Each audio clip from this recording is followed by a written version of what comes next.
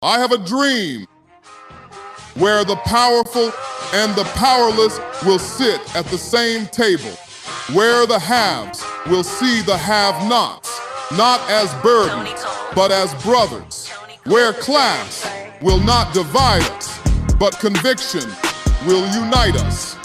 I have a dream that the oligarchs will remember we must all eat, that the brown-faced neo-colonialists will remember who they are and whose they are. I have a dream that fraternities will build beyond internal architecture into a national bond, that the walls of design will give way to the bridges of brotherhood, not a fraternity of symbol, but a brotherhood of substance. I have a dream that we remain focused, that we stay in our conviction and remain fearless, that we double down, fortified, to return this Bahamaland to the foundation.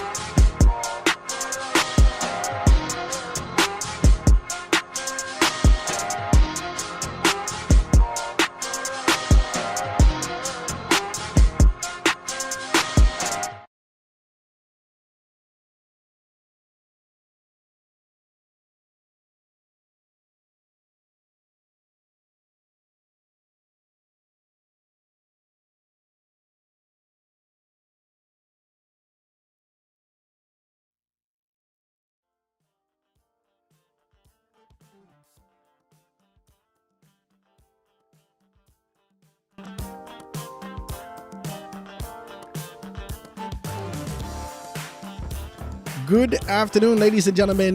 This is Foundation Radio 89.5 FM. I gotta practice. I'm very excited. There's a lot of things going on, and y'all keep fighting me. How about anything? Listen to me, man. You keep fighting me, but you know, this thing is go with money. Amen? This thing's go with money. And so we need to just be able to get ourselves together, and we did what the chickens do to get a full belly. We peck until we can be able to get what we have to get. So don't look at my red shirt. Don't look at my, how would you, stop it. It's a beautiful day, guys. Grateful to be in your company. This is The Foundation with Howard Grant, jamming with you on this beautiful Tuesday afternoon, March 24th. 24th. Today's the 24th, right? Tuesday afternoon, March 24th, 2026. There's a great deal of things happening out there in life. There's a great deal of things happening out there in the land of the living, where it seems to be a desire to be able to make it the land of the dead. Amen. These dry bones. So a lot of things going on, guys. If you want to be able to join the conversation, I'd love you to do so. You can be able to hit me up, 827-0111, 827-0111. Got to be able to be as decent as possible as we continue to jam with you on this absolutely gorgeous day. Today in the land of the living. Say, Howard, the FNM call you, you got your red shirt on. You know, at one point, I only bought red. At one point, listen to me. The stupidity that fell upon my shoulders and inserted itself, steeped into my soul for the FNM was deep. I throw all that away. I mean, I give God praise. Let's be decent, because he ain't gonna make it seem like he ain't want nothing to do with the people. But for me and my house, for me and my, what did Jeremiah say? For me and my house. As for me and my house, praise God. Let's be decent. He says, Say what Monica used to say. Whatever they promise you, don't bend down. Let me tell you something. Ain't no God in you. You need to stop it. You need to stop it. Ain't no God in you. You got to get saved. Like what Monica used to say. You got to get saved. And these particular things. Guys, it's a beautiful day, and I'm always grateful to be here in the land of the living, always being able to jam with you, man. I'm grateful to be here and kind of jam with you and talk to you about what's happening out there and how things are happening. Got to be as decent as possible as I do this, you know. There's a lot going on, and I think all of us have our input. All of us have our, yeah, definitely. I miss him also. All of us have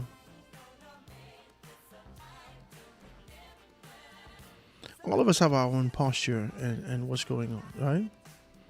Let me see if I can find that for you.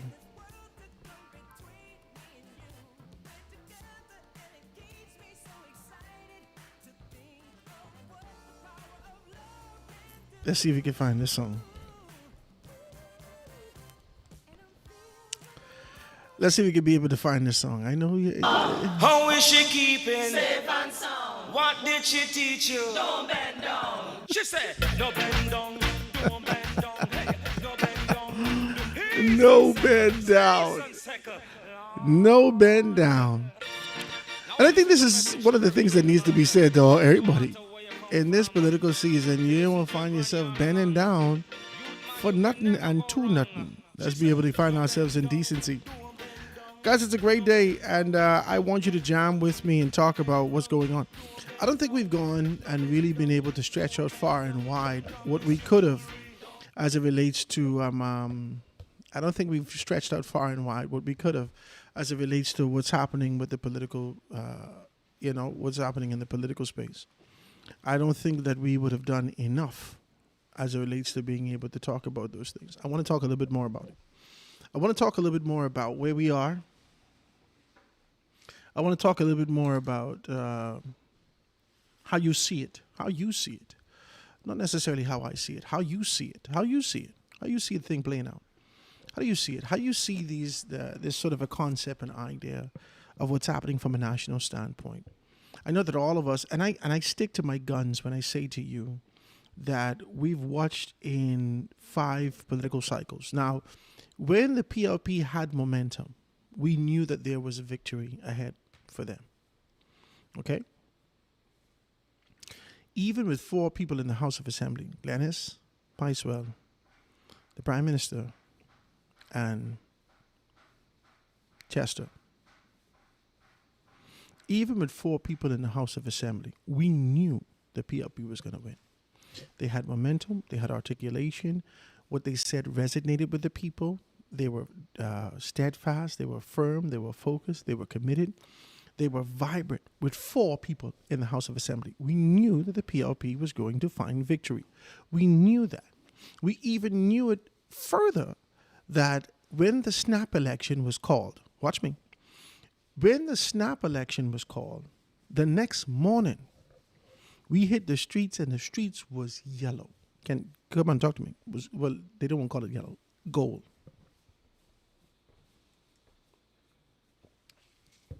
We knew that the only red was the Prime Minister called snap election and he wasn't ready. He had them old poster would wrinkle up, look like he'd throw it in the attic and then it'd get creased in every which way. And he tried to iron them out and put them on billboards for people. Come on now, let's be very clear. The Prime Minister at the time, which was Dr. Minnis, pulled his stuff out and found himself in this kind of a position where he was ill-prepared. The only person that was prepared, fresh, in terms of all of these paraphernalia and all these particular things, was Shannon Don Cartwright. He was ready to go. I couldn't believe it. He was ready to go. I said, Jesus, where Shannon Don get this money and he get this preparation from? He was ready to go, bang, out the gate. Out the gate. And we saw that, and we knew that when the PLP has momentum, Listen, nothing can get in their way. When they get that kinetic energy, when they get that kind of determination, when they get the ball rolling, there is nothing that could get in the PLP's way. We know that. We've seen that as a country. When they flop, when they're inside their heads, when they believe they're perceived in a particular way socially, and I think it's just like a lot of us, when we have these preconceived notions about these things, like these concepts, these ideas, what people think about us, we find ourselves indifferent with being able to make that first strong step. Yeah. And we've seen that in the PLP. We've seen that in the 2017 campaign. We've seen the kind of a shaky steps that they would have taken. And we've seen what has happened and how victory was snatched away from them, how success, how the opportunity was snatched away from them in 2017. We've seen that. And we also saw them take it back by force in 21. We've seen that. We've seen that. We've seen the kind of a meek posture that they presented in 2012. You remember this? It was a kind of a meek posture. Former Prime Minister Perry Christie was coming with hat in hand and really being able to kind of, I was wrong. I could have done some things a little bit better. This is how you have your hat in your hand. Well, I could have definitely done a few things better. And I hope that you would forgive me for those particular things. And I hope that you would consider me for the opportunities that exist well into the future. And you can rest assured. Listen, y'all have no idea how much I love the way that Perry Christie speaks and how the rhythm in this voice is so captivating. You have no idea. But we could see that kind of a meek approach in 2012 was begging for the opportunity to be able to get back in the House of Assembly. And they did that. They got back until 2012. We could see this kind of a stern posture and being able to take it from the PLP, who just fumbled the bag. Young people say fumble the bag. Yeah, they just fumbled the bag. Let's just be very clear about this.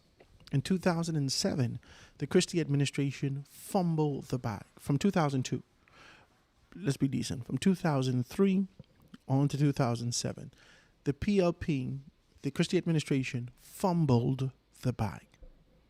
They could have had 2 terms. They fumbled the bag with perceived corruption and allowed the FNM to kind of fan that flame of indifference that exists within the organization and revive, provoke, defibrillate the thought of corruption existing in the organization. That's what they did. You fumbled the bag. You'd allow these particular things to happen. You allowed these things to happen. And as a result of being able to allow these things to happen, you didn't find the success that you envisioned. You didn't find the success that you desired. You didn't find the success that many of you thought that was inevitable. You didn't. And Ingram came back again.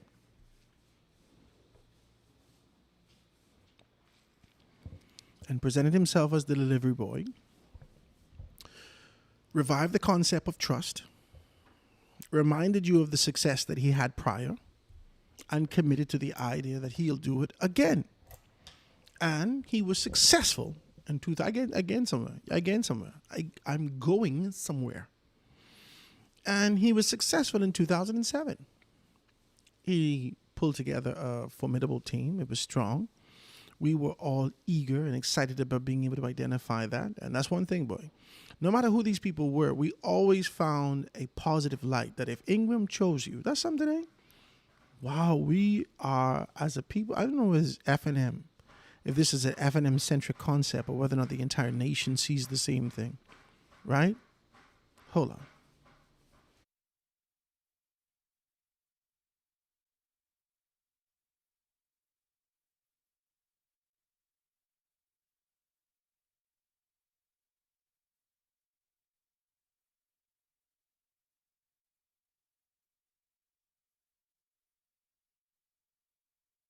Sorry about that, guys. Yeah, I don't know if it's an FNM-centric concept. I don't know whether or not it is for those of us who've been baptized into the concept that the FNM will be the liberators that you seek. And it may not necessarily be a great deal of us, but, I was among the few. From the conditioning that has been bestowed upon me and the conditioning that was betrothed to me. from my betrothed to me, from my ancestry, from my grandparents and my parents at a time in a particular season. And it didn't matter who Hubert Ingram sent. We didn't have this sort of a fanfare. We didn't get an opportunity to be able to give our opinions as to who we believe can do what and what they can do and so forth and so on. We didn't. That wasn't for us. Our thing was whoever Ingram chose, he must have known why he chose these people. These people are excellent. That's it. There was no more conversation. There was no more. It was whoever Ingram chose, he must know why he chose these people. These people are excellent. Always.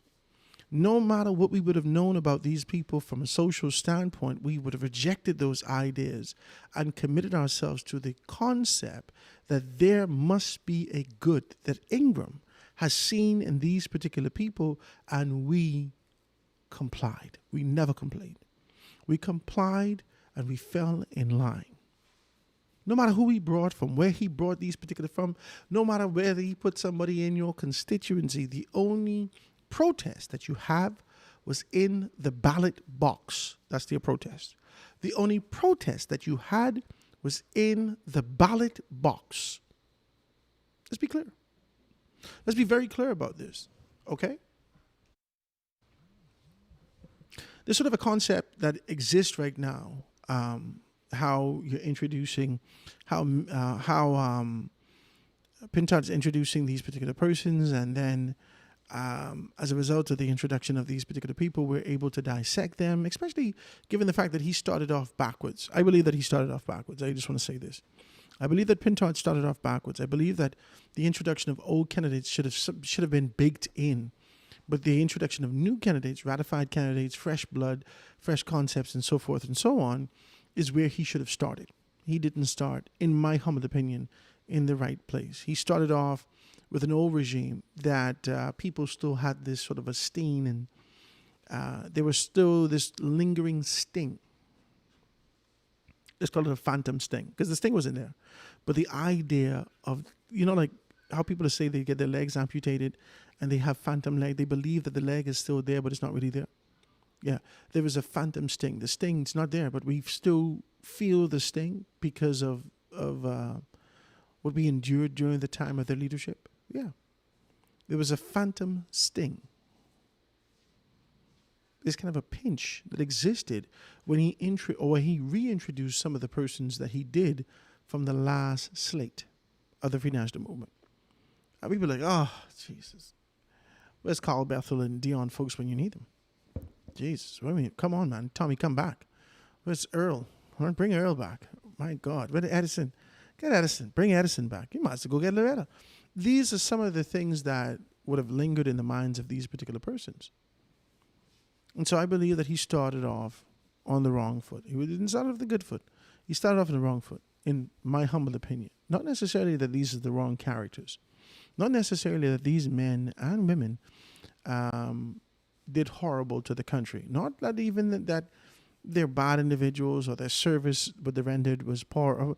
Just because of their affiliation with Minis and sort of the introduction at the forefront, it led to too much social questioning. We're not saying you should not have done that, but you should have been more strategic in your approach, in placement, to identify how we do this. You should have been more strategic in your approach and being able to identify how we do this. How we do this.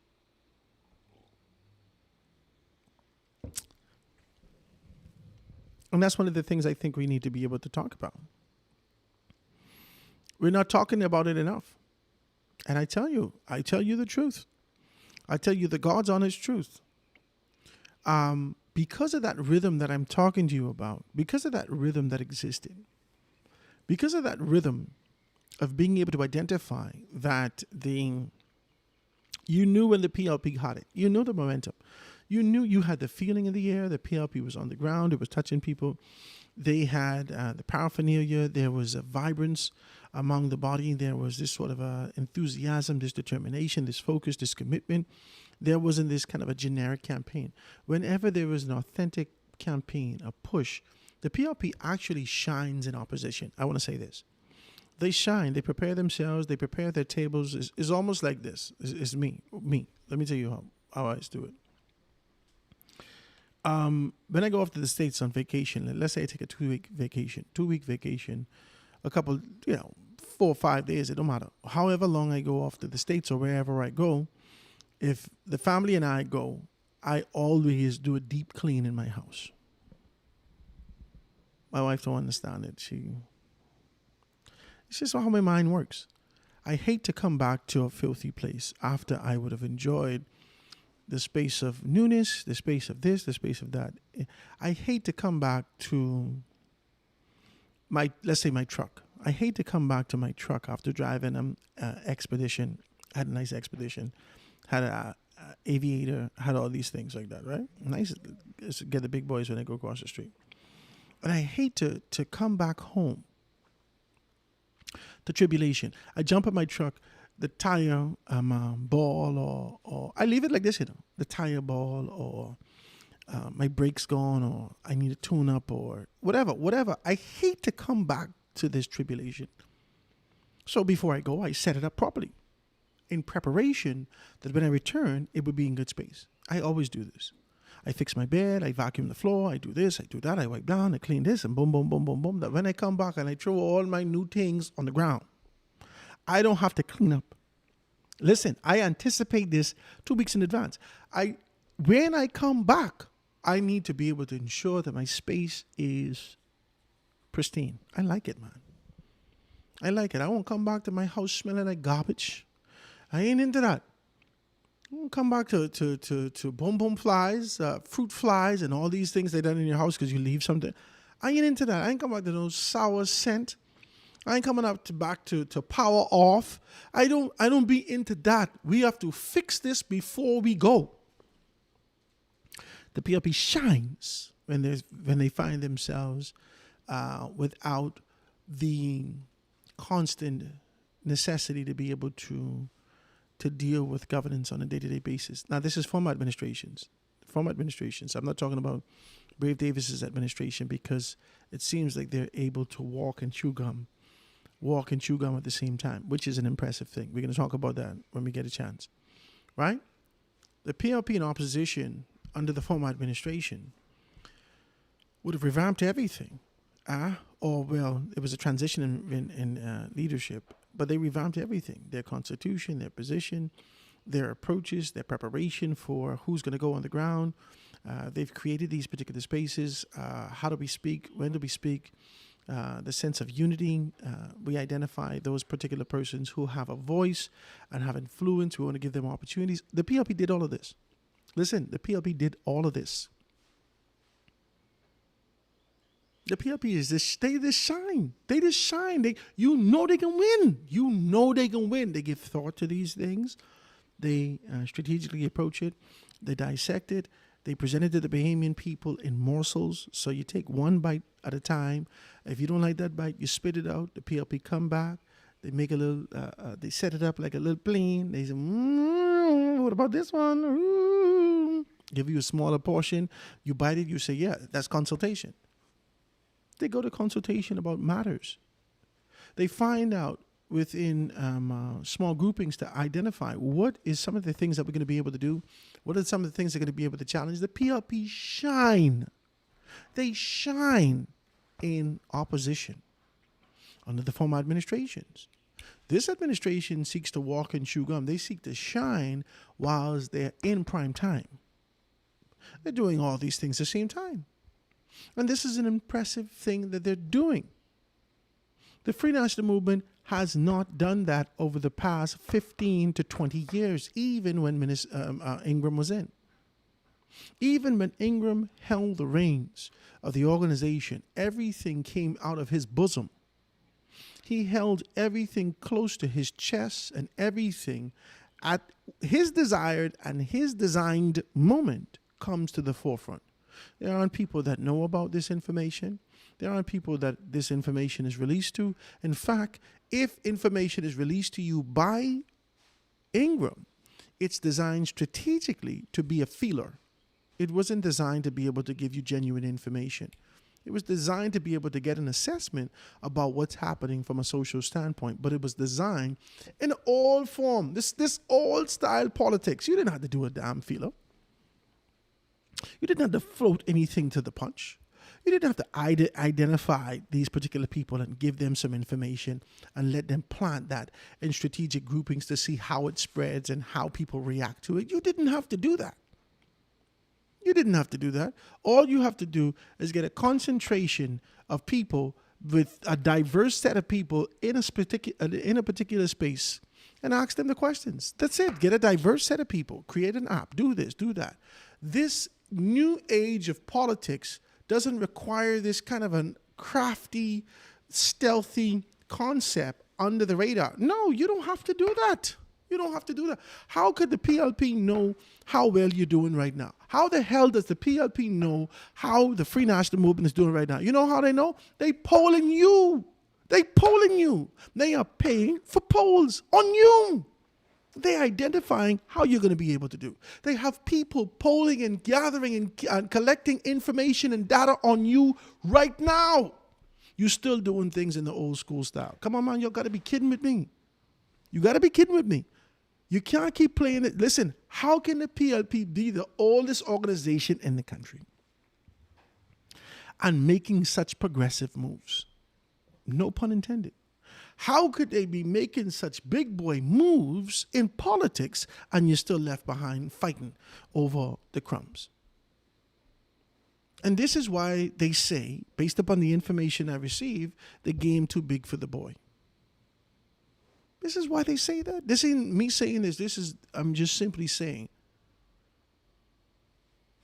even if you utilize and been able to put in an old school concept of how these particular things are done, even if you would have done that, come on, talk to me. Talk to me. Even if you would have done that, you would have found yourself in a better position. At least you had a strategy. It was an archaic strategy, but nonetheless, it's a strategy. You understand? You gotta be crazy. You see, there are some things that there was just listening to the airstrikes and listening to various podcasts and news outlets and everyone who's taking on this kind of a position of being able to speak about United States of America, Israel and Iran, right? There's sort of an indifference that exists there. And just looking at it and paying attention to it.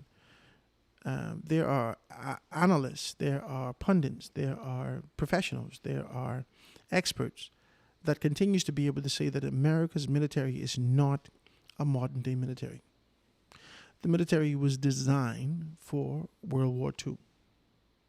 Their approach, the air attacks and all these particular things, this was designed in an era that they wanted to be able to bombard and catch their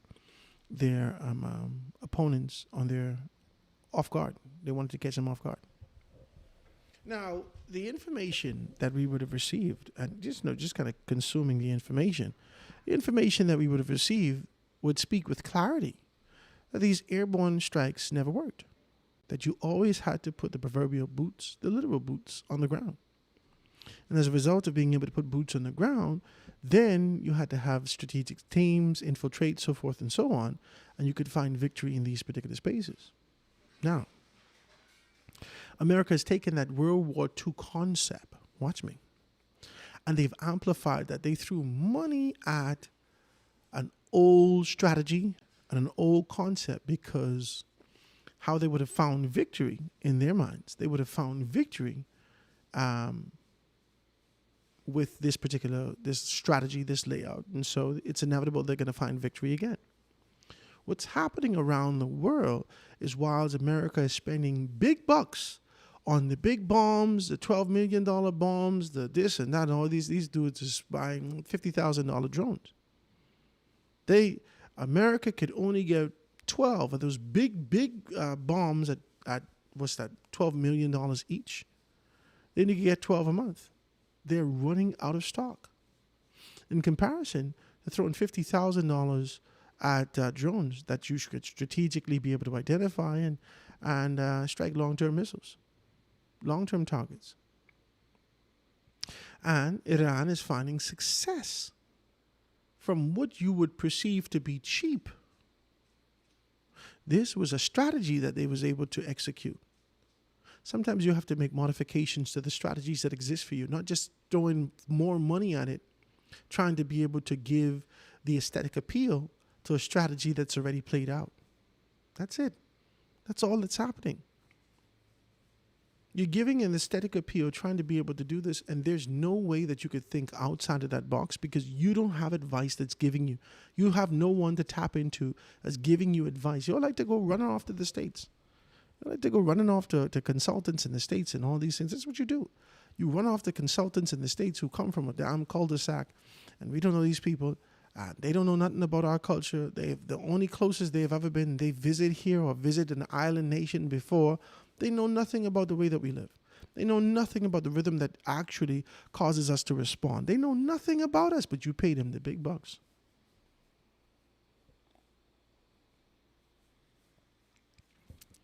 You don't even have the decency to go to another Caribbean island. You just go right to America. You go right to the UK. You go to England. You go to these particular spaces. You go to Australia, wherever the hell you just go, to find out who here is the best to help me with my problems. You never ask locally. You never inquire locally. You never tap into anyone locally. You never give us these opportunities. You never give us these opportunities. You don't trust us. You trust us to vote for you. You trust us that you could convince us with ever rhythm and MK Mind ultra tricks that you could be able to teach us, that someone's going to tell you this is how you're going to be able to get them to be able to respond to your rhythm and condition. It's just too much. These MK ultra tricks that you're trying to be able to put down in our minds and whatnot. These frequencies that you're trying to be able to do. All of these things you're seeking to induce to be able to manipulate your voters, and you're not reaching out. You're doing everything the world over, and you're not reaching out locally. Now that goes for the FNM and the PLP alike.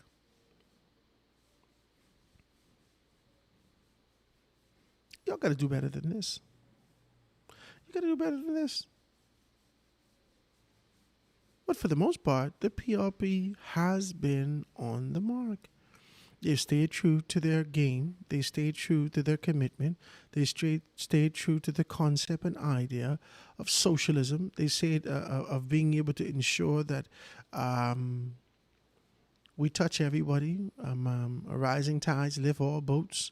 We're wiping every tear from every eye. They stayed close to this mantra, this sort of an idea. The Free National Movement seeks to be able to emulate, and they seek to manipulate the minds of the Bahamian people by trying to be able to duplicate, copy, and paste concepts and ideas that exist, or they believe that these people are finding success by talking about immigration matters, by talking about crime matters, by talking about entrepreneurialism. This is what it is. This is what it is. I'm listening to y'all. I listen to these speeches. I listen to the dynamism that actually was able to spew from your stage, the dynamic words that you spoke, the idea for growth and development, expansion, the opportunities that could possibly exist if you vote for the Free National Movement. But you have not proven that to us. You have not.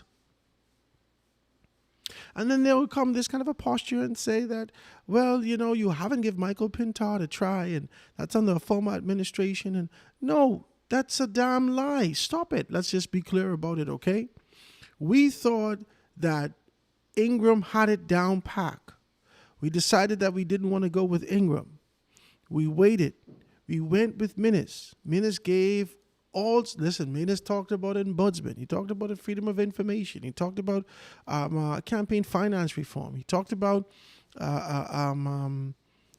access and opportunity to capital. He talked about being able to have a delivery unit, to create a delivery unit. We talked about the ombudsman. We talked about So many concepts and ideas that actually gave you an inkling that he desired or his grouping desired us to be able to move to a position for growth and development and true transparency. And he came in and did none of that. Superficial, ceremonial at best. At best. At best. At best. At best. And whilst we came, we gave him an opportunity. Listen, I got to calm down.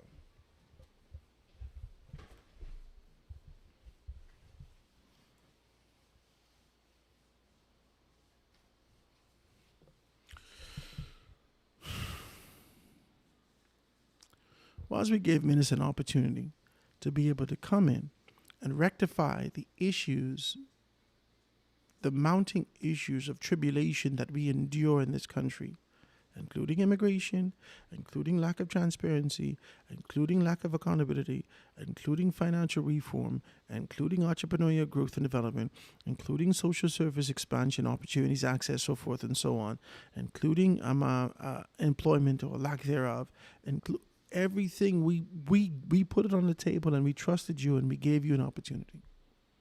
We gave you an opportunity. We gave him an opportunity. And in the midst of being able to give him an opportunity, the first thing he did is go to Paris and say corruption has cost the Bahamas $500 million a year.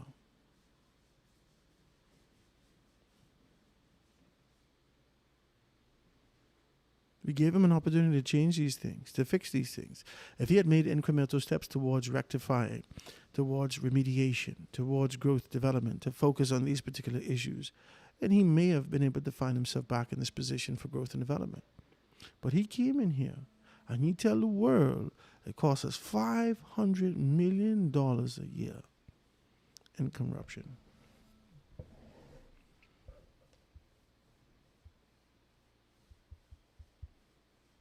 I was about to answer you, Anton.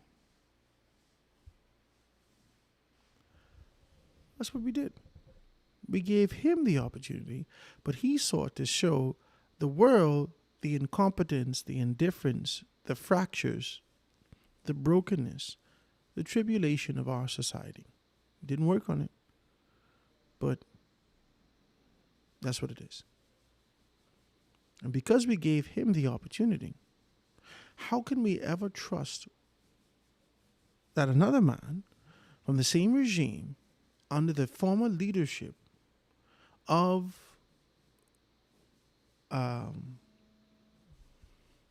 Hubert Ingram, because Ingram is still with us. Hey, my brother, what's happening with you?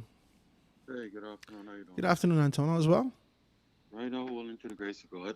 It's good to see you, man. Welcome. How about you, my brother? Everything's good, man. I just talking about these particular things, and I'm just talking about there's sort of an idea that exists out here with the rhythm between FNM and PLP, FNM and PLP, and whether or not there is a trust factor or trust issue, and how we would have been able to see and know that momentum has indicated that the PLP could always find victory. However, the momentum is never builds with the FNM.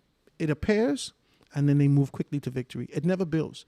The PLP take their time, incrementally change, identify issues, go to small groupings, identify, ask questions, make modifications, incorporate it in their blueprint for change, incorporate it in their manifesto, their charter for governance, whatever they incorporate it in.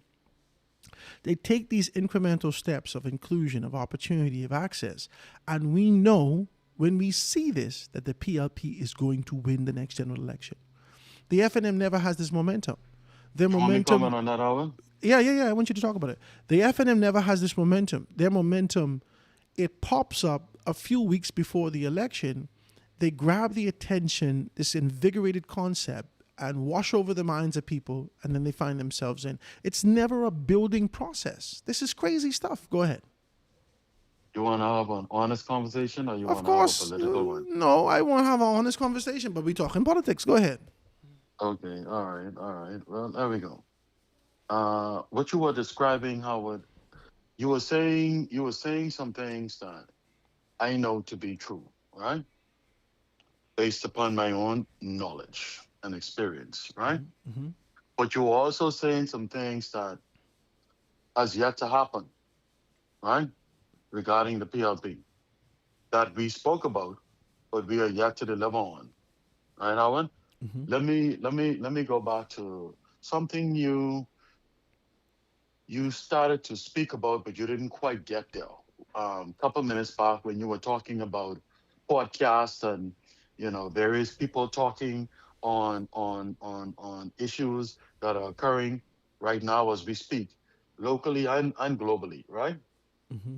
Howard, you know, it's just as dangerous. It's just as dangerous when you have people who are talking about politics, right?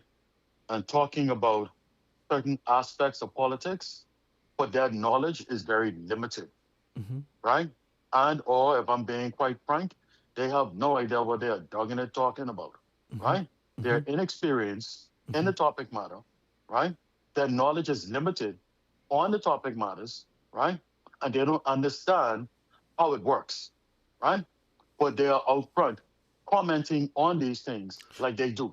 But hold on That's now, hold just on, as hold on, hold on, dangerous. hold on. And I'm not speaking about you. No, no, no. I'm not You speaking know you about can't you. be talking about me, but you're talking about Right? some people that the party has identified to put in there. Okay, for instance, the Free National Movement has identified their own people to be able to host their campaign launch, right? The PLP also has identified their own people to host their campaign launch. A lot of the conversations that we're watching are very superficial. The conversations are very topical and very, you know what I mean? They could never dig into anything. They don't know the people. They don't know the constituency. They don't know the politics. They don't know the history. They're asking questions on a card, right? And so it doesn't cause me to engage and understand more of these particular people. We It's find like that more and more throughout. it's like there's no soul, there's no None. spirit, nothing residing in the middle of what Nothing. is occurring. It's empty. It's empty at the center. Empty at the center. You can hear me clearly? Yeah, yeah, yeah. Go ahead. Listen, Owen. Listen, yeah, Owen. I'll take you to just briefly, very, very briefly, a one-liner to a comment I made yesterday, right? In another environment, right? Where I said that the PLP, the PLP promised we were to create a policy where we created a new generation of millionaires in our country, right? Where we empowered people, right, Howard? Mhm. That is yet to happen, Howard. We are going back. We are going back, Howard, largely. We are going back to the same old status quo that we talk about breaking the back out, Howard, if we want to have real talk. We have been there and we are still there, Howard.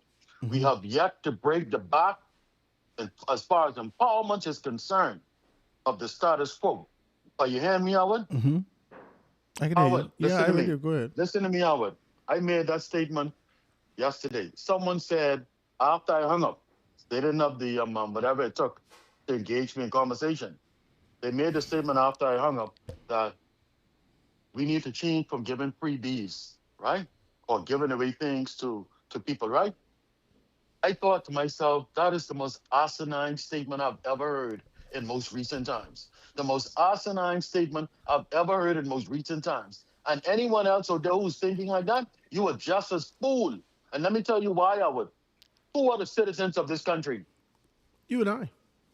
Who are the citizens? Who make up the citizen, the population of our country consists of what citizenry? Bohemians. Bohemians. Yeah. Bohemians, Howard. Who pay the taxes in this country, Howard? Bohemians. Whose back is the government writing the future debts that it is undertaking right now in Parliament to go and buy the Grand Bahama electrical company? Whose backs are they writing that check on, Howard? Bohemians. How in the duggenet hell you could talk stupidity on a national radio like you are giving things to Bohemians? You aren't giving us nothing. That's our money. That's our debts. We are responsible to pay it. What do you say, Howard? Yes, I agree with you. If we are responsible to pay it, Howard, listen, man, Howard. See, this is why it's a Linden Finland.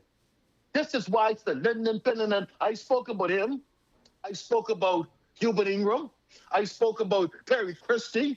I spoke about Hubert Minnis. And I spoke about Brave Davis and how they are perceived, how they were perceived, and how they went on to lead the country. Remember that conversation yesterday, Howard? Yes. But this is why it's the Lyndon Pinnon and Arthur Hanna and that government, the men and the women of that era, led this country for 25 years, Howard. This is why Hubert Ingram was able to be the only prime minister in the last 30 plus years to consistently repeat government in this country, Howard, right? Because they understood you got to make bold decisions. You can't be afraid. You can't mind the nonsensical talk, the ignorant talk in the market, which makes you believe you're giving something. You're giving crap to the humans. No. The only thing you're doing is providing opportunities, right? Some provide, and you made mention to it a little earlier in your speech a couple of minutes ago, where you said about giving crumbs, right? Yeah. You remember you said that? Yeah. How in the world you could tell me you empowering me and you giving me crumbs from the table? How? I'm asking you a question, Howard. You can't get empowered with crumbs. It don't work like How that. could you tell me you empowering me and my family by providing the opportunity to access crumbs on the table? But on the flip side, Howard, this is the flip side. On the flip side, Howard, you are giving hundreds of millions of dollars in contracts to one company. And you have that scenario repeated throughout over the last 5 years. I'm talking about the PLP government, man. This is the government that's going to be judged.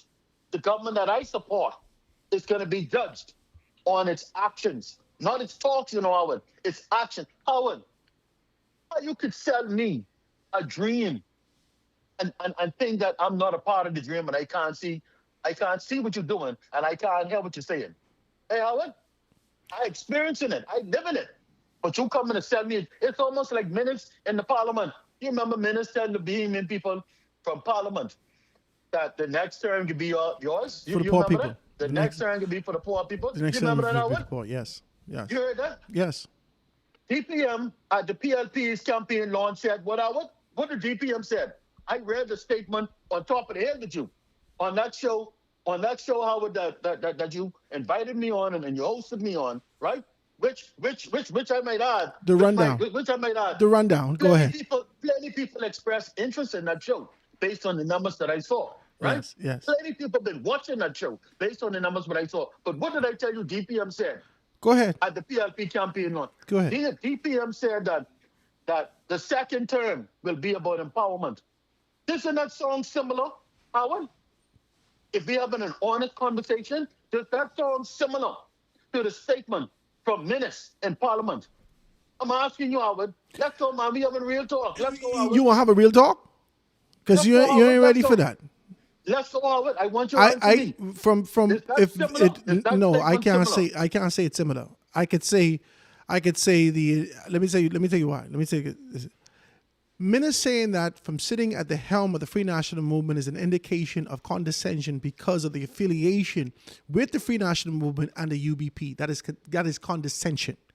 To say as a black man, despite the fact that he's amassed wealth, to say as a black man that this time is for them, next time is for the poor, is a clear line of segregation that still exists in the FNM. Now, So what to is- say, what is the watch me, statement? watch What me, is the statement? watch Okay, me. go ahead. I If watch Chester it. Cooper I has listen and I watch said, it. Chester Cooper has said the next term is going to be about empowerment. I could, and this ain't me trying to flip this or trying to nothing like that. Why? I could 'Cause it's sort of- see. You doing plenty flipping out. No. I could see that the first term had to been about doing some infrastructural. No. The first term had to been about infrastructural growth and opportunity. Okay, Howard, I used to be able to flip when I was younger, right? I can't flip. I'm too big for this. I'm too big to flip. I can't. But one day, a cousin of mine challenged me to do a somersault, a stand-up somersault, right? And I felt confident enough that I could do that, right? But listen, I jump up in the air, right? I jump up in there to do that somersault, right? And listen, Howard, I probably was paused at that upward position where your legs pointing upward to the sky. I was paused in that position for like 2 to 3 seconds. They all was wondering when I was to bring the rest of my body around. And you busted behind. No, I landed on my feet, right? But I barely landed. I said, boy, I messing with that again. But I do make the flip. So, but I say it to you, what I could hear, and I can't speak for Chester, and I can't speak for the former Prime Minister, Minutes. But I can say to you, because of the affiliation with the organization, because of what I know historically to be the underbelly of the PLP, from what I know historically to be the underbelly of the Free National Movement, when Minutes says it, it sounds like it's being said or read from a script. When I hear, and this is only how it airs now. When I hear Chester Cooper say it, it sounds like, you're right, the Deputy Prime Minister. When I hear him say that, then it would sound to me, okay, so they had to put some infrastructure in place. They had to be able to make sure that they can get some things to get capital and so forth and so on. It sounds different to me. Howard. Nonsense, Howard. I tell you how it sounded to me. You fight me. No, I ain't fighting you. Go ahead. You. But I'm telling you, as someone who understands how it should work, someone who also sat on a platform committee for the PLP relating to empowerment, right? I'm telling you nonsense, Howard. I'm calling it nonsense, Howard. I am calling it nonsense. Howard, listen to me, Howard. The government probably has the biggest budget in this country in terms of expenditure, right? The government of the Bahamas, right? The government chooses what it does and who it does it with. Howard, you hear me, Howard? The government chooses what it does and who it does it with. Howard, the government could easily make decisions from any number of areas to empower Bahamians, Howard, whether that be through stocks, or whether that be through shares, or whether that be through bonds, or whether that be through opportunities in tourism, whether that be through opportunities in infrastructure, whether that be through opportunities in capital works, whether it be through opportunities in just maintenance. The government has the power and the wherewithal to decide who it wants to bring up and when it wants to bring that person up, Howard. So it's nonsense. It's nonsense to a trained mind, to a trained mind, to trained eyes, to trained ears, to talk that kind of stuff, Howard. Okay? When you could be doing, Howard, the government could be doing multiple things simultaneously in the first term that it gets to office. And that is what will set the tone and determine if the Bahamian people jump behind you and support you. Has the tone been set? Has the tone been set by the PLP? A lot has been set already, Howard. As you understand politics, Howard, 2-3 years into your administration, Bahamians are already making up their mind what they can do to you and with you at the polls, right? Yeah. And if you continue on in the same breath, and if you don't change your modus operandi, you will seal your own fate. You seal your own fate, right? If you treat people bad, Howard, you think people are going to lift you up on their shoulders? No. Come on, Howard, answer the question. No. If you mistreat people, if you give people if you don't give people the best of what you have to offer, are you saying that this what is happening? Is this what is happening? People can see with their own eyes. Why are you telling them? You can't do it for them. You're doing it for this little small group of people over here. Does that make any sense to you, Howard? Are you saying that this is what's happening in the PLP? You ain't got to beat around the bush. Tell me the truth. I ain't beating around the bush, Howard. I'm the one who called you to have an honest conversation. I know. Because it's sickening. I don't want to get like parables. Let me know whether or not this is what you perceive or what you believe or what you have seen happening in the organization right now. We have not lived up to what we promised the Bahamian people. To what we promised. Are the Bahamian people... Okay, let's do this now. Hold on, Anton, before we go on to this. In terms of empowerment. The Bahamian people cannot perceive, identify, or understand through the minds of Anton. Now, only thing that the Bahamian people, the wider body of us can do is contrast what has happened under the last administration or former administrations and what's happening now. In contrast, no matter how you feel that there could have been more done by the PLP, that they should have done more, that they should have been simultaneous, that they should have been able to walk and chew gum at the same time, that they should have been able to come out of the gate stronger in the first few months.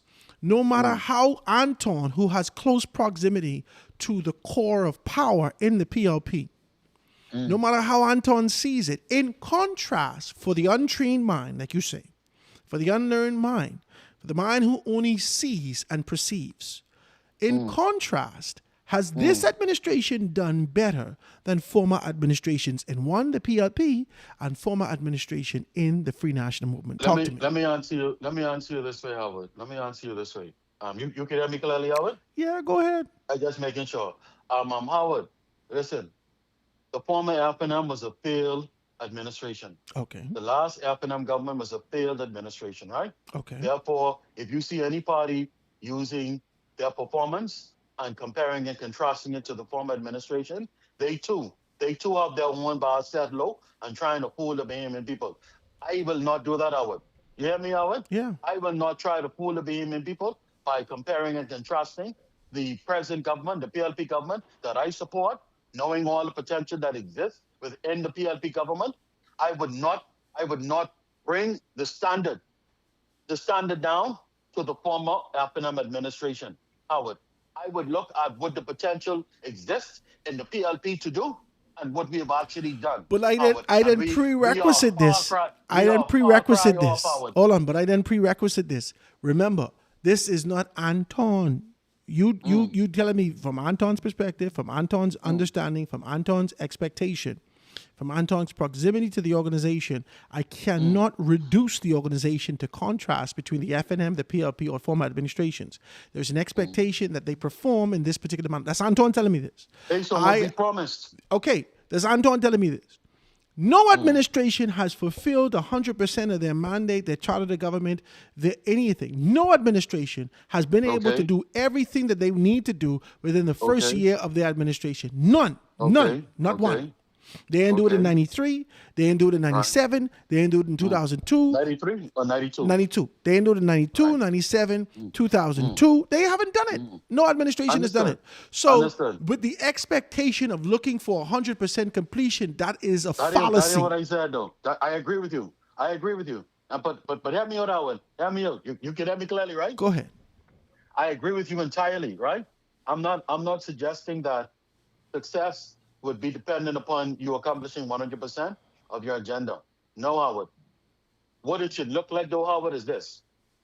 I heard, I've been saying it for the last 5 years, right? Almost 5 years of the PLP's administration, right? Of the Brave Davis government, right? I've heard one other person repeat it recently, right? From their platform on a talk show.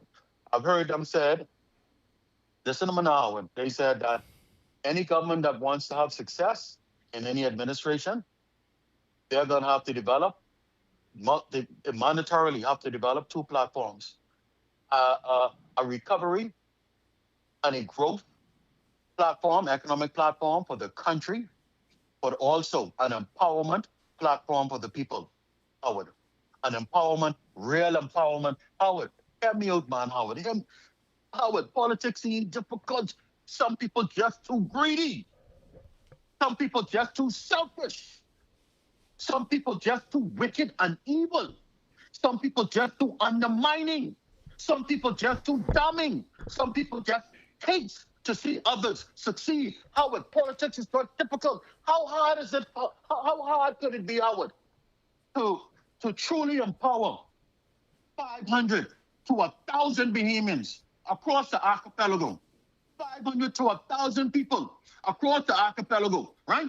Put them in a position, Howard, of opportunity. Because that's all you're providing for Bahamian people. You ain't giving us nothing. Because it's our money and it's our things. You're providing the opportunity as you should do, right? An opportunity come in different areas, Howard, right? Some people are in business. Some people want to go and work for someone, right? Some people want to go and get a degree at UB or certification at BTBI, right? Or some skills training at the National Training Agency, right? But Howard, imagine Howard, imagine how easy it would be if you have across this archipelago where people could actually put their hands on the people in their own communities who the PLP has empowered in a real way, not no crumbs from no table, in a real way. Do you know how that would catch throughout the country in such a positive and fiery and magnifying way? It would be easy for you to walk into your next term. If you could go into your community, Howard, as a young Bahamian who's married with children and who's trying to do the right thing in your country, if you could say to your family, to your network of friends, to people who listen to you on a daily basis, boy, look here, the PLP did this and the PLP did that for me. And they have the power to do what I'm talking about, Howard. Every government has the power to do it. If they had done that, Howard, could you imagine the energy, the electricity that would be generated throughout this country for Bahamians to recognize this the party who care about people. This the party who doing real things for people. This the party who opening doors for people in a real way. This the party who opening opportunities up for Bahamians. Howard, can you imagine how magnifying that would be? You would be re-elected without even trying, Howard. Howard, listen to me. I can, but I think you and I are stuck in a particular era and a realm, because I want to read some stuff for you, and I want to read some text, right? But I won't be able to talk about these things. You and I, Anton and Howard Grant and others. I listen to you. Don't forget, I will say one more thing before we cut. We are stuck in a realm of hope and expectation for... So don't ever forget that, please. Sorry. We are stuck in a realm of hope and expectation that not only the right thing will be done, but the righteous thing that will be done. Yes. And we are not in La La. That's a bad thing. We are not in La La Land. There are thieves, criminals, gangsters. Some of these dudes just get rinsed down with chicken grease and blood to find themselves in politics. How the hell, after they acquire a particular position, can we expect in our naive posture righteousness to be able to take hold of them? That don't happen like that all the time. These are fragile men. And we have to have that kind of a grace to understand that they've put an agenda there in a good space, with great intention. But these are fragile men. And the only thing that we could do is, instead of acting like we playing 21 and sitting down, traveling on the court, we have to put our own damn team together and say, let's go. Talk to me, Anton. I'm just talking to you. Creepers. Listen, Howard, Jesus creepers. You know, Howard, I had a similar conversation with somebody recently, right? Or they heard me on the talk shows, right? And guess what? Right along the lines of what you're saying, Howard, they came to me. This is someone who I respect. They came to me and they said to me, Howard, these old brothers don't care about empowering people. They didn't. Anton, you ever talk to these fellas? Howard, let me just say this so I don't forget, please. Please, Howard. He said to me, these old brothers don't care about empowering people, right? These old brothers only care about lining their own pockets, right? He said to me, it's going to take our generation and people like us to do the magnificent things that you were talking about. That's it. I don't want to believe that, Howard, because I believe that the Prime Minister has that kind of heart. I've seen that in him. I've seen it, Howard. I have seen it. Anton. And one or two other people around him have that same heart as well. Anton, you know this mutiny? Who was not in that number one tier. Okay, I can do this, Anton. Now, I can let you talk about... No, I want to say the thing with Sabas. Go talk about Sabas, and I can write down mutiny. Okay. Please don't forget what you wanted to say, because I will hear that. Now, listen, Howard. Somebody in their haste, yesterday during the same conversation that I identified, where I heard what I considered the most foolish thing uttered on national radio, that we need to stop being in the mindset of giving things to Bahamians. Boy, if I could use the words I really would love to use, but that kind of thinking, that stinking thinking, Howard, that just disturbs me to my core, Howard. And these people influencing people because they're talking international mics. But anyway, let me stay focused. Howard, the bars is a prototype. Excellency. Excellency is a prototype because listen, Howard, listen. You ain't got to guess what his story is. You ain't got to figure out what his story is of arrival. He tells it himself, right? And Howard, listen, his biggest explosion happened when what happened, Howard? His biggest financial wealth creation happened when what happened? Let me see if you following what's going on in our country. When did he experience his biggest financial explosion? After the numbers referendum? After the numbers referendum. After Christie single-handedly created,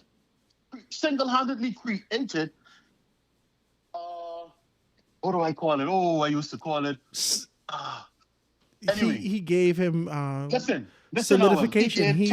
He gave 8 to 10 businessmen and women licenses to operate, right? Almost creating a cartel, right? I don't agree with that. I never agreed with it, and I spoke out against it at the time, right?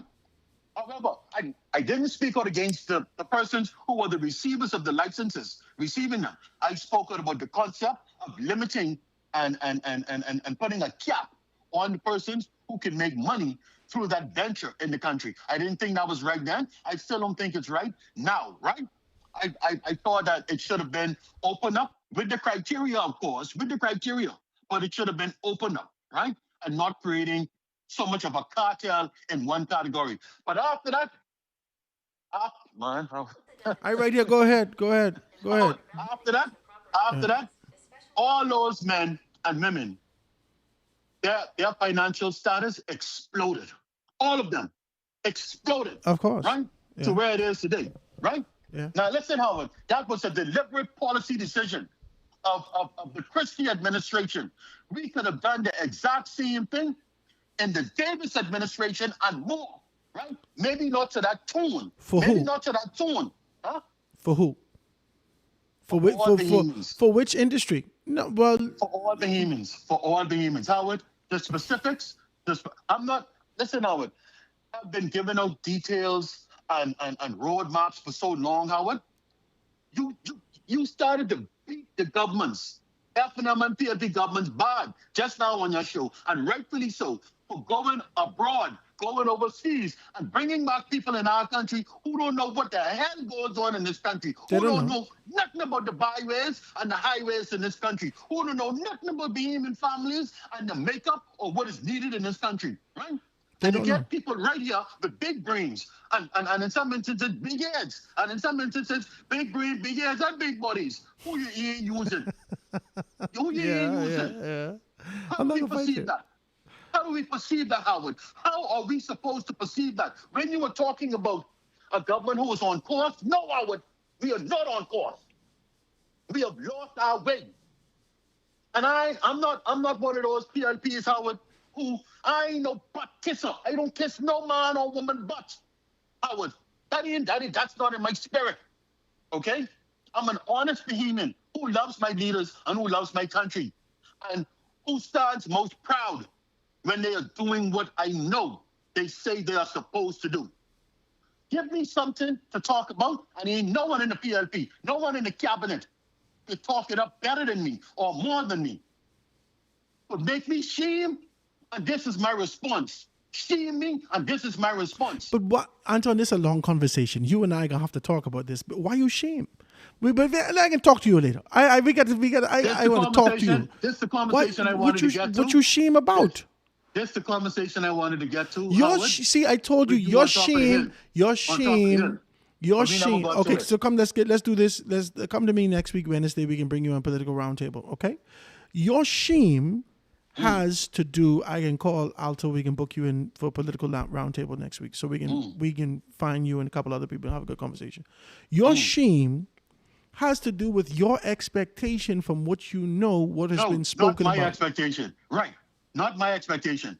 What I know the potential was what we you promised only, to do. Okay, and we so did not hold on. You only could expect after. It to me. That's all I'm saying. No. Okay, so there is only an expectation after articulation. There's only an expectation after you decree. From after they decree a thing, then you could expect it to be able to come to pass. Yes. Okay. Yes. So because of the declaration that the people have made in the organization, and it hasn't come to pass, it's a problem. However, we have almost 5 years. However, Howard. we in this country ain't seen nothing come to pass over no administration in 40 years. But Howard, listen, That's why we having one-term governments over the last 30 plus years in this country. Of course. That's exactly Hold why on, we hold on. having You could go. one-term You could. governments. You could say 40 years and be comfortable with that because the only reason we gave Hubert Ingram a second chance is because he asked for a second chance, and we said, "Well, Jesus, we gave No, Tim I 25 believe years. We gave Listen. Lyndon Billin 25 years. Let's give the fella another try. We can give him another try." And we didn't waste Howard. no time putting Perry Christie in there in 2002. None. Howard, no. Let's be fair. Howard, back then when Hubert Ingram was the prime minister, listen, Howard. You could have gotten 2 and 3 jobs in this country. Yeah, but 2 that and wasn't 3 because of Hubert jobs. Ingram. And That was listen, because of listen, Howard, listen. exponential growth what was happening globally. Very, very good jobs. Very good jobs. Not no low-paying jobs. Very good jobs. Anton, let me go. Let you me could have finish up gotten the in this show. country. We got to finish up the show. Yeah. All right? All right, Let me go. I can Howard. talk to you later. Brother. All right. That's See you it. later. All right? So let's have a good conversation and talk about these things. Let's talk. Let's be clear.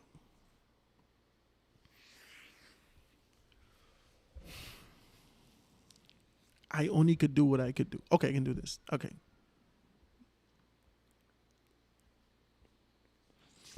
Let's talk. Let's talk with honesty. Let's talk with transparency. Let's talk with familiarity. Let's talk with something that all of us can recognize. Let's talk relationships very quickly. Let's talk relationships, stickability. Let's talk about those things. That's it. Let's talk about that. I had this psychological issue in my head that I was wrestling with before I stepped into a relationship with my now wife.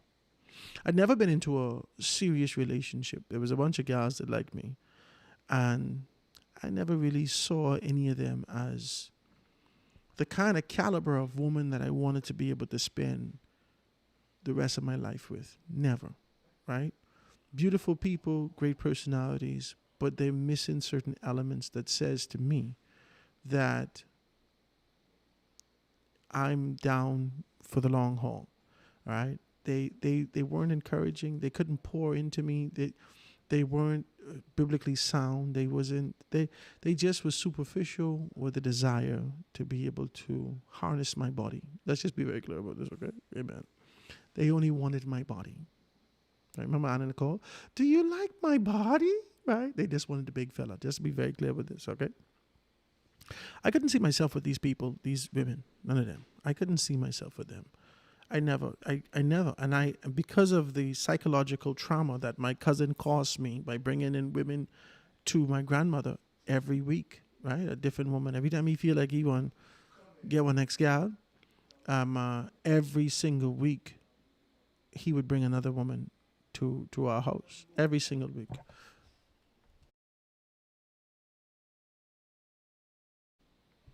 Every single week, right?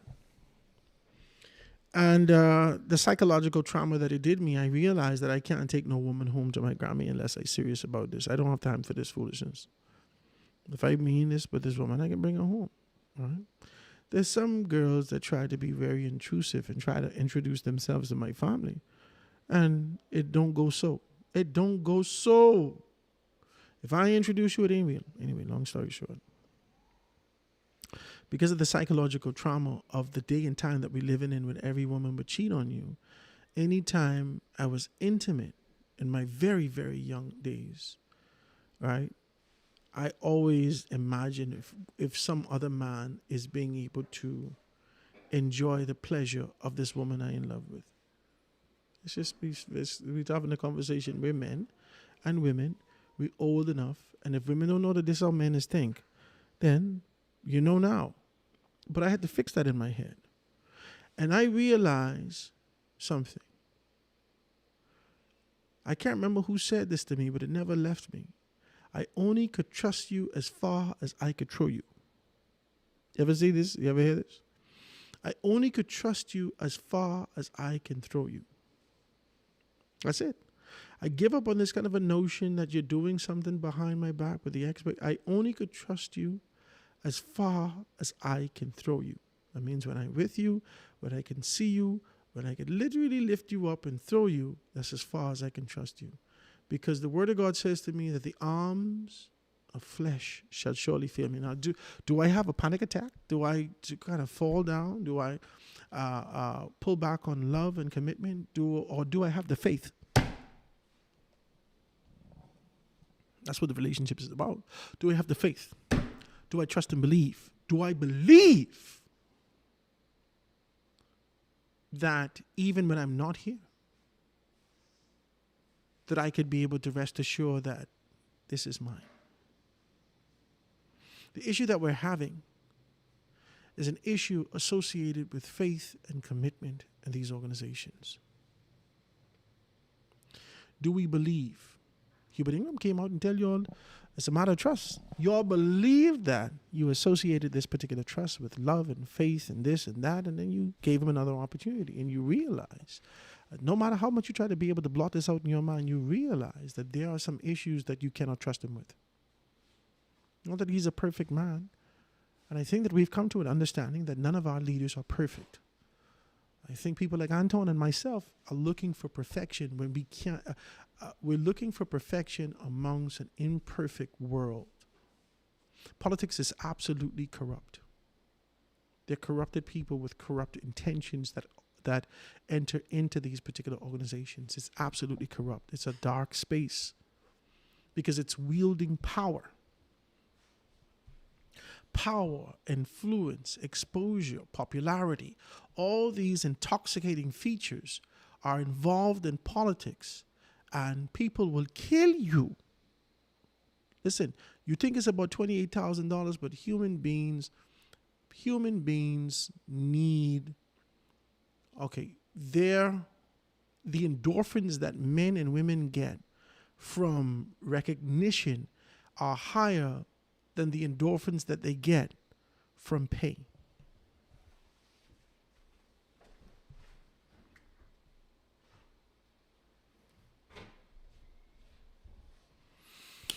When men and women find themselves in this kind of a position,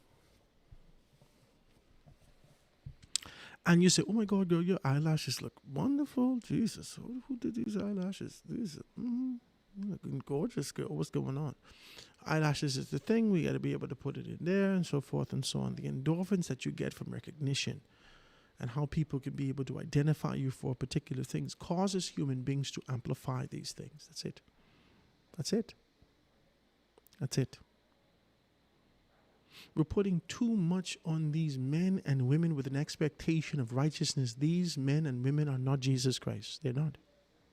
In fact, many of them who claim Jesus Christ and step into these particular spaces of power, they just leave Jesus at the door, and they conform to the malpractice and malfeasance that happens behind the scenes. They conform. When you have an opportunity to comply and complain, they only comply. They never complain. This is what it is. This is what it is, man. You all got to be stupid. This is what it is. You got to do what you got to do, man. You got to do it's what it is, buddy. That's what they say. There are men and women in our society, in every society, that has a niche, that has a small grouping, that has a remnant, that wants to be able to cling to the righteous concept of how things should be done. They ain't teething. They don't smell like chicken grease. They ain't out here barking and clucking like a chicken. They ain't barking like a dog. They ain't acting like a cow. They ain't doing all these things. They ain't getting to Haiti in the Blue Mountain. They ain't getting to Jamaica. They ain't getting to the Old Bear Woman. They ain't doing Santa Maria. They ain't doing voodoo. They ain't doing... There are some people that stand for righteousness. They ain't making a deal with the devil. They ain't doing... There are some people that stand for righteousness. Baby, they stand for righteousness.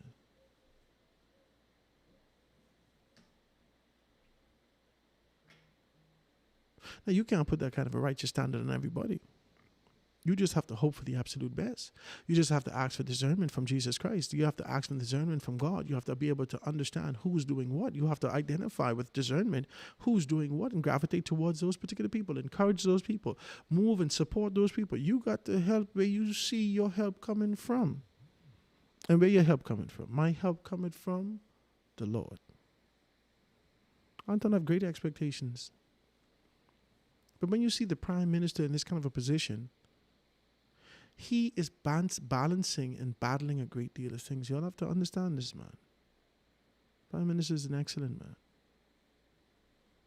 He's an excellent man. And I'm so grateful I had an opportunity to be able to meet him and to be able to break bread with him.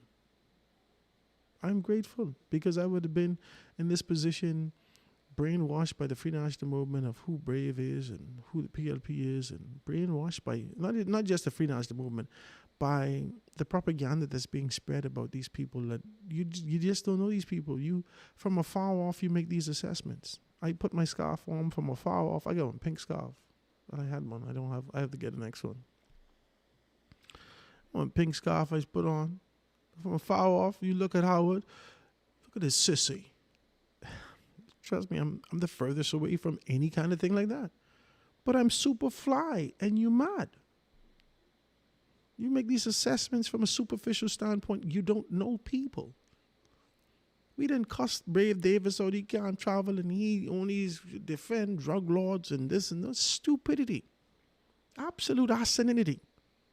Jackassinity. Stupid. For me to ever think about this man like this. Now, some people may be doing this, but I don't know that. How the hell I could say that? And then I meet the man and I swallow every one of my words. God forgive me for being this stupid. I didn't know this man was doing philanthropic work. I didn't know he was empowering entrepreneurs. I didn't know he helped with small business development. I didn't know he helped people even when he was out. I didn't know he do this. I didn't know he do that. I didn't know none of these things. I didn't know none of these things. None. You feed into this stupid propaganda that exists locally because of small-minded people who ain't going nowhere in their life and ain't got nothing to do but to talk about you. Ain't got nothing to do. They sit down and talk about you. They find a person and make them the subject of the matter today. Brave Davis is surrounded by men and women who, every one of them, have a dagger somewhere on them. Every one of them. Every single one of them. You don't get that close to the proximity of power without a desire, Caesar, without a desire to be able to get to the throne. You don't get that close to the proximity of power and sit in this position and become complacent and content. You don't. You don't. If you ever did, this ain't the place for you, baby. This ain't the place for you. Okay? Brave Davis, in his capacity, similar to how Lyndon Pinlin, how to identify that Milo Butler had more strength, more experience, articulation, poise, relationship, exposure than he did. But he had youth on his side. And he utilized his youth by being able to elevate Milo Butler above him. Y'all don't even understand what's going on. This is a deep conversation. And you won't hear it. Lyndon Pinlin recognized that Milo Butler had more social influence and proximity than he did. He was older, he was matured, and he was a learned man. Learned man. Milo Butler. But because Milo Butler could be the prime minister, let's elevate him up beyond the prime minister's state. Let's make him the governor general. Boom. Theoretically, you above me, Butler, what you trying to do? Literally, you eliminated your opponent by being able to empower him with a higher position. Paul Adderley, any one of these men could have been a prime minister. These were some smart Negroes, passionate, insightful, capable, articulate. They live and breathe this Bahama land. Any one of them could have been prime minister. Any one of them at any time. But every single one of them had to play their role because the man who held all the cards and kept everyone in their own silos as it relates to the conversation was Lyndon Pinlin. Lyndon Pinlin knew how to play the game. He knew if mutiny was afoot. He knew if there was a desire, an act of being able to pull him in. I want you to know that Brave Davis also knows this. And the best thing, I see all of us is start screaming and yelling and shouting and making noise and talking all this mess about who should go where and what they should do and why he don't get rid of some of these people. He needs some of these people around him because they are CSs. You know, there's a CS.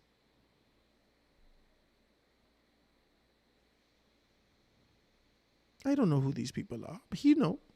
I don't know. I don't know who they are. It's best for me to keep you in my eyesight every Jesus every day. I need to see you where you is. Where's, oh, he right there in my office, praise God. Where's, oh, he right there. You'll have to stop it. Dwayne Sands went against Minnis. Went against Minnis. Dwayne Sands went against Minnis. He joined forces with Loretta, and he was Loretta's deputy.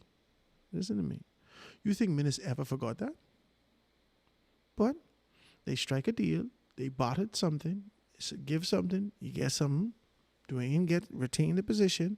He got a cabinet position, and the only person who messed it up was Dwayne Sands. The negotiation was made on his behalf. Everything was in place for them to do what they were supposed to do, and Dwayne Sands messed that up. To be able to avoid mutiny, to be able to avoid this insurrection, to be able to avoid this sort of a deflection that happens from an internal standpoint, to be able to avoid people identifying you as weak, you have to allow diversification to take its course. The Word of God says that He reigns on all, the just and the unjust. Who are we? Who are we to segregate? Jesus Christ was Jesus Christ, and Judas was Judas from Judas born. God knows every damn hair on Judas' head, and knew that one day a follicle would push out tyranny and deception. He knew that. God knew that. He can't be the author and the finisher of our faith without knowing what is going to be befall him. He knows that. He knew that. He knew that. But you don't neglect and reject a man like Judas from being amongst you. You give him an opportunity to see that whilst you're operating in righteousness, that he has a chance to conform, to reform, to transform because of proximity. That's all you could do, to be the best you amongst the thieves, the swindlers and the whores. That's why you got to be the light.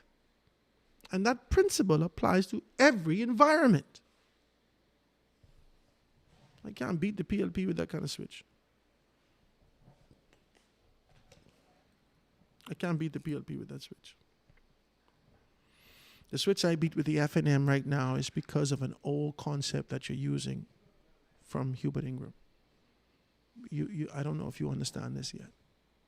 My indifference with the FNM is an old concept that has been used and reused and regurgitated and swallowed back up and chewed and tried to digest and regurgitated again. Oh, the same concept with the expectation that because of the rhythm that exists externally, because you go FNM, PLP, FNM, PLP, you sit poised in a position that you wait for an opportunity to lead. And you've shown us nothing. You've created nothing. This is not a campaign. This is merely marketing and a promotional exercise. That's all this is. There is no life in this. There is organization and the perception of unity, but there's no life here. You could hit me as much as you want. I just don't feel like you have put Hubert Ingram back in a strategic position. I don't want to say the driver's seat because it drives people mad sometimes, but you've placed him back in a strategic position of absolute power and authority in this country and gave him the reins again of an organization. He shouldn't do it. He shouldn't do it. Yeah, he would have learned from what happened in 2007, so he doesn't want to be able to deflect and push leadership aside. but the perceived, assumed, identified leadership manipulation is the same thing. I'm not going against the organization as a whole. In fact, I don't know whether or not you receive, if you wish to return as a phoenix, but the phoenix dies in its ashes. It dies. It dies and turns to ash and cinder, to nothing, and then it reemerges. The proverbial fire associated with the FNM needs to be self-consuming for the indifference that exists in the organization, for you to be able to identify the strength of the organization, for you to be able to identify what's happening from all walks of life, from the diversity that exists in this particular space, allowing people to grow and expand and to move and to understand the strength of your organization and to create a space of inclusion and to remember that the organization's responsibility is not to be able to ensure that external expats, foreigners, and all these particular few is empowered before you be able to take care of the many. This is what the organization has been about. I tell you, I can't fight none of y'all. I just have my personal preference. I ain't gonna condemn you to death because you're mere men and mortal men. And what I often say, and I don't understand, is how all these men can let an older fella come from behind and say, "This is what we're doing." I say that. There's more of a democratic approach happening out of the PLP. There's more of an inclusive approach that's happening out of the PLP. And there's definitely more opportunities being extended to those persons, young and otherwise, in the PLP. Now, I agree with Anton. There could possibly be more to be done. But this game is not a game of being able to put your blinders on to what's happening on externally. That's all your blinders is. You can't put your blinders on like this and only stay steadfast and focused on what's happening in your organization without understanding that life is going on around you. There's life going on around you. And whilst we don't care to be able to contrast and give a comparison to where we are in comparison to where others are, sometimes you have to remember that externally, I only could look at you. I don't know your business. I don't know what's going on. I only can look at you because I'm bombarded by FNM, by PLP, by COI, by Independent. The DNA just dropped out. The DNA was coming at us. There are other organizations. Everyone is bombarding me with information on a consistent basis. I am just consuming more information than ever. And the best I could decipher my information is by being able to give a contrast. The best I could decipher it is by being able to contrast, by being able to look at left and look at right and make a sound decision, a logical decision based upon what I'm seeing. And that's it. I want to thank you guys so much for being able to tune in today. Anton, thank you for your call, guys. Thank you so much for your text and being able to get in there. Do we have any more texts? Let me see if I can read a couple of these texts before we get out of here as well after 2. And we got to do it. Brave is juggling. This is Howard Anton just had a few weeks ago said that the PLP was doing well. What has changed? Anton Talks change every couple of weeks depending on who do what to him. He views change. He is one of those people who you need to keep far because they just go off their feelings. They just go off their feelings. Okay, understand? And who make them mad. Say you could hear this is a personal issue in his voice. If he mad at someone, I don't think it's a personal issue with Anton. I just want to be able to say that. I believe that Anton has a great expectation of his party being able to do the right, not just right thing, the righteous thing, based upon the declarations that came out of the party. And, you know, that's why we had that kind of a conversation. Okay, Howard, I think we get our dose of Anton for the day. Howard asked him what he asked for that he didn't get.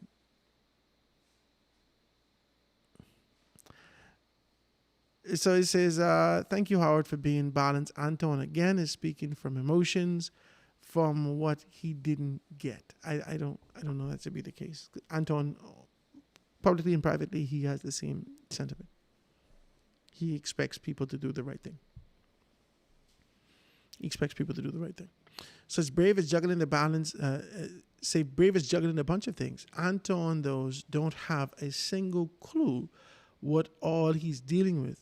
They think they know because they was in one little meeting, right? This is Texas coming through. So it says, Anton, vote for the FNM, then you wouldn't get no crumbs. Anton, vote for the FNM, then you wouldn't get no crumbs. You know they will have you in the wilderness for 5 years, unless you're getting crumbs. If the FNM win, you think anything will be on the table for us? Pintard have to feed plenty mouths. Says if Pintard ain't funding his own campaign, he ain't running this country. Lyford Key and Ingram will be prime minister. Pintard will only have the title. Ooh, that's a Texas coming through. So he says, well, Mr. Grant, I ain't never get nothing. I'm not complaining. There's a Texas coming through. So he says, if Pintard, okay, we just read that. This is good night, good afternoon. Howard, the Free National Movement is getting run like a dysfunctional private school tuck shop. A dysfunctional private school tuck shop. If they win this 2026 election with their non-experienced candidates, the PLP will rip them to pieces.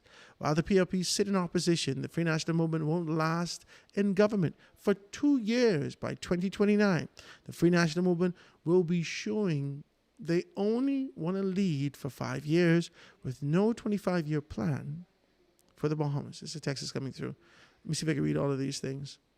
All right.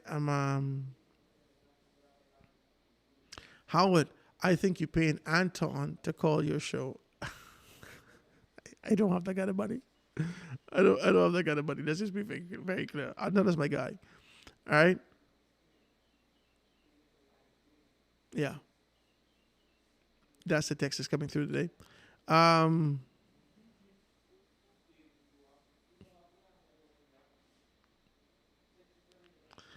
Okay.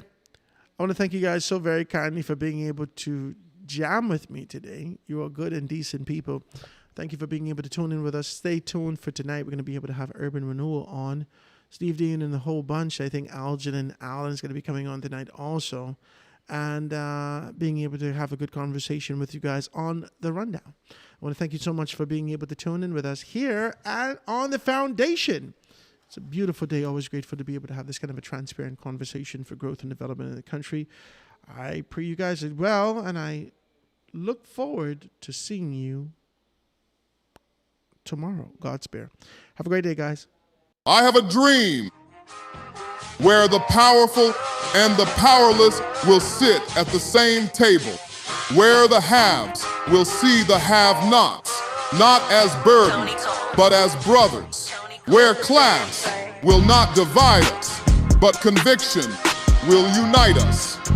I have a dream that the oligarchs will remember we must all eat, that the brown-faced neo-colonialists will remember who they are and whose they are. I have a dream that fraternities will build beyond internal architecture into a national bond, that the walls of design will give way to the bridges of brotherhood, not a fraternity of symbol, but a brotherhood of substance. I have a dream that we remain focused, that we stay in our conviction and remain fearless, that we double down, fortified, to return this Bahama land to the foundation.